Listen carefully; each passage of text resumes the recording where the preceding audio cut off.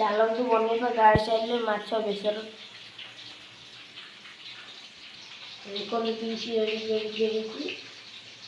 ମାଛକୁ ପ୍ରଥମେ ଧୋଇକିନି ହଳଦୀ ଲୁଣ ଭଲସେ ଗୋଳେଇ ଦେବା। ହଳଦୀ ଲୁଣ ଗୋଳେଇ ସାରିଲା ପରେ କଢ଼େଇରେ ତେଲ ନେବା। ତେଲ ଭଲସେ ନେଇ ସାରିଲା ପରେ ତେଲ ପୁରା ତାତି ସାରିଲା ପରେ ଭଲସେ ମାଛ ପକାଇବା। ମାଛ ଆଉ ଭାଙ୍ଗିବନି। ମାଛ ପକାଇ ସାରିବା। ମାଛଟା ପୁଣି ଛାଡ଼ିଦେବା ଭାଜିବା ପାଇଁ। ତାପରେ ଏକର ସେକର ନଉଟାଇ ଦେବା। ଦେଖନ୍ତୁ କେଡ଼େ ସୁନ୍ଦର ଭଜା ଦେଖାଯାଉଛି। ତାପରେ ପୋଡ଼ ପୋଡ଼ କରି ଭଲସେ ପୁରା ମାଛ ଭାଜିଦେବା। ଭାଜି ସାରିଲା ପରେ ଗୋଟେ ଜାଗାକୁ କାଢ଼ିଦେବା। ଦେଖନ୍ତୁ ପୋଡ଼ ପୋଡ଼ ହେଇଯାଇଛି ମାଛ ପୁରା ଭଲସେ। ଗୋଟେ ଜାଗାକୁ କାଢ଼ିଦେବା। ଗୋଟେ ଜାଗାକୁ କାଢ଼ି ସାରିଲା ପରେ ତାପରେ ଦେଖନ୍ତୁ ମାଛ ତେଲ ଗରମ ହେଲା ପରେ ପକାଇଲେ ଟୋଟାଲି ଭାଙ୍ଗିବନି। ପୁରା ସୁନ୍ଦର ଭାବରେ ମାଛ ଭଜା ହେଇଯିବ।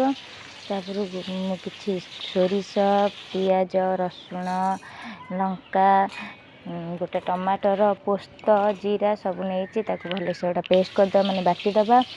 ତାକୁ ସେମ୍ କଢ଼େଇରେ ତେଲ ଦେବା ଫୁଟଣ ଦେବା। ଫୁଟଣ ଭଲସେ ଫୁଟି ଆସିଲା ପରେ ତା ଦେହରେ ସେ ବାଟିଥିବା ମସଲା ପକାଇଦେବା। ମସଲା ପାଞ୍ଚ ମିନିଟ୍ରେ କଷିଦେବା ମସଲା।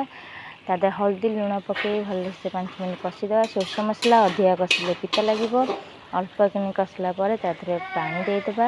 ପାଣି ଫୁଟିଲା ପରେ ପାଣି ଫୁଟିଲା ପରେ ତା ଦେହରେ ଖଣ୍ଡେ ଆମ୍ବୁଲ ପକାଇଦେବା। ଆମ୍ବୁଲ ପକାଇକି ତାପରେ ମାଛ ପକାଇଦେବା। ମାଛ ତରକାରୀ ହେଇଗଲା ରେଡ଼ି।